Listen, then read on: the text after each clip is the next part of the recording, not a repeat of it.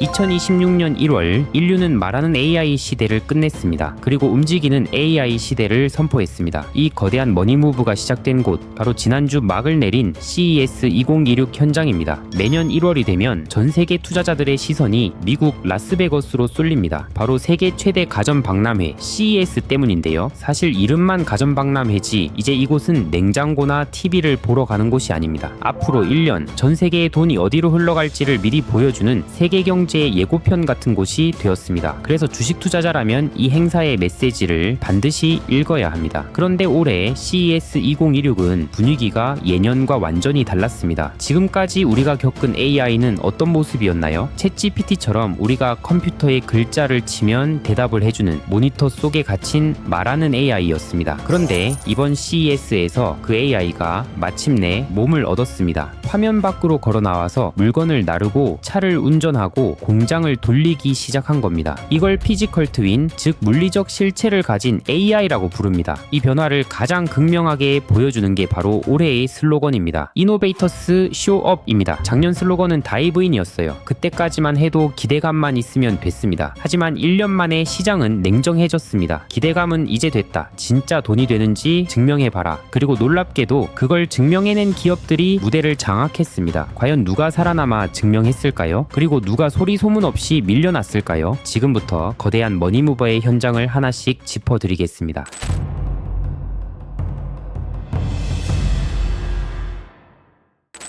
자, CES 현장을 꽉 채운 수많은 기업들 중 진짜 승자는 누구일까요? 결론부터 말씀드리면 이번 CES는 두뇌와 몸의 결합이었습니다. 첫 번째 주인공은 역시 엔비디아입니다. 그런데 이번엔 포인트가 다릅니다. 다들 성능이 얼마나 좋아졌냐만 보는데 진짜 핵심은 유지비입니다. 젠슨 황이 내놓은 새 칩, 물론 가격은 여전히 억소리 나게 비쌉니다. 하지만 이 칩을 쓰면 AI를 돌리는 데 드는 전기세와 운영비가 10분의 1로 줄어듭니다. 이게 왜 무서운지 아십니까? 예전엔 AI 한번 돌리는데 돈이 너무 많이 드니까 기업들이 비싼 서버실에만 모셔뒀습니다. 그런데 운영비가 10분의 1이 되니까 상황이 바뀝니다. 유지비가 이 정도면 이제 공장 기계에도 심어도 되겠는데 로봇에도 넣어볼까? 즉 엔비디아가 AI를 마음껏 쓸 수 있게 유지비 장벽을 부셔버린 겁니다. 이게 바로 AI가 모니터 밖으로 쏟아져 나오게 된 결정적 이유입니다. 그 결과가 바로 로봇의 폭발입니다. 실제로 이번 CES 로봇 출품작이 작년보다 32%나 급증했습니다. 가장 충격적인 건 현대차가 인수한 보스턴 다이내믹스의 변화입니다. 유튜브에서 보셨던 덤블링하는 로봇 아틀라스 기억나시죠? 원래는 기계 안에 기름이 흐르는 방식이라 엄청 시끄럽고 무거웠습니다. 당연히 반도체 공장 같은 깨끗한 곳에는 못 들어갑니다. 그런데 이번에 그 기름통을 다 떼버리고 100% 전기 모터로 바꿨습니다. 조용하고 깨끗하고 고장도 잘 안 납니다. 이건 딱 하나의 메시지입니다. 이제 춤추는 쇼는 끝났다. 당장 공장에 투입해서 인간 대신 일을 시키겠다. 즉 진짜 돈을 벌 준비를 마쳤다는 뜻입니다. 반면 씁쓸한 풍경도 있었습니다. 바로 전통 자동차 회사들입니다. 벤츠나 GM 같은 거대 기업들이 예전보다 훨씬 조용했습니다. 부수는 있었지만 관람객을 압도할 만한 무언가가 없었죠. 이유는 간단합니다. 시대가 하드웨어에서 소프트웨어로 넘어갔기 때문입니다. 이제 자동차는 잘 달리는 기계가 아니라 바퀴 달린 컴퓨터입니다. 테슬라나 웨이모는 스스로 운전하는 강력한 소프트웨어를 자랑하는데 전통 제조사들은 차체는 잘 만들지만 정작 그 안을 채울 소프트웨어가 부족합니다. 결국 이번 CES는 잔인한 사실을 보여줬습니다. 소프트웨어라는 뇌를 가진 자는 로봇을 만들어 노동을 지배하고 그게 없는 자는 단순 조립업체로 밀려날 것이다. 이 흐름이 보이시나요? 엔비디아는 뇌를 효율화했고 로봇 기업은 몸을 튼튼하게 만들었습니다. 그리고 준비되지 못한 자들은 뒤처지기 시작했습니다. 이것이 2026년의 냉정한 현실입니다. 그런데 여기서 더 무서운 건 보이지 않는 곳에서 벌어지고 있는 진짜 혁명입니다. 도대체 로봇들은 어떻게 갑자기 똑똑해졌을까요? 그리고 우리가 놓치고 있는 위협은 없을까요? 앞서 엔비디아와 로봇 이야기를 했는데요. 여기서 한 발짝 더 들어가 보겠습니다. 도대체 로봇들이 왜 갑자기 이렇게 똑똑해지고 자연스러워졌을까요? 그 비밀은 현실이 아닌 가상에 있었습니다. 이번 CES에 숨겨진 핵심 키워드는 디지털 트윈입니다. 좀 어렵죠? 쉽게 설명해 드릴게요. 영화 닥터 스트레인지 보셨나요? 주인공이 미래의 경우의 수를 수천만 번 미리 보고 오죠. 지금 로봇들이 딱 그렇게 훈련합니다. 예전에는 로봇한테 컵 줍는 걸 가르치려면 현실에서 수만 번 떨어뜨려 가며 가르쳤습니다. 시간도 오래 걸리고 로봇도 망가지죠. 그런데 이제는 가상세계의 현실과 똑같은 공장을 만들어 놓고 거기서 로봇이 1초에 수백만 번 연습을 합니다. 거기서 완벽해지면 그 지능을 현실 로봇에 다운로드 하는 겁니다. 이걸 전문 용어로 심투리얼이라고 합니다. 엔비디아가 이 가상훈련장을 제공하고 현대차 같은 기업들이 거기서 로봇을 키웁니다. 로봇이 갑자기 사람처럼 움직이는 건 이미 꿈속에서 1억 번 연습하고 나왔기 때문입니다. 그리고 우리가 놓치지 말아야 할